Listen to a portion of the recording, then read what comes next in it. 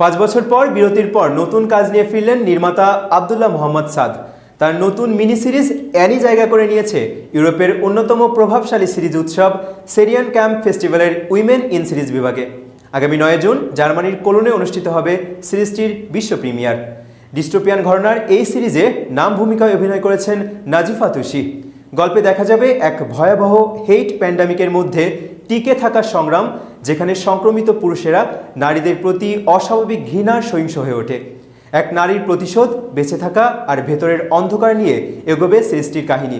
সিরিজটিকে দেশের নির্মাতাদের জন্য আন্তর্জাতিক সম্ভাবনার নতুন দরজা হিসেবে দেখছেন প্রযোজকেরা, কারণ অ্যানি প্রমাণ করেছে শুধু সিনেমা নয়, বাংলাদেশি সিরিজও এখন বিশ্বমঞ্চে জায়গা করে নিতে পারে। পরবর্তী সংবাদ দেখার আমন্ত্রণ জানিয়ে শেষ করছি এখনকার চিপ টিভি সংবাদ। এতক্ষণ সাথে থাকার জন্য ধন্যবাদ। দেশ বিদেশের সব গুরুত্বপূর্ণ খবর সবার আগে পেতে চোখ রাখুন আমাদের ওয়েব পোর্টালে। এছাড়া ফলো করুন চিপ টিভির অফিসিয়াল ফেসবুক পেজ এবং ইউটিউব চ্যানেল।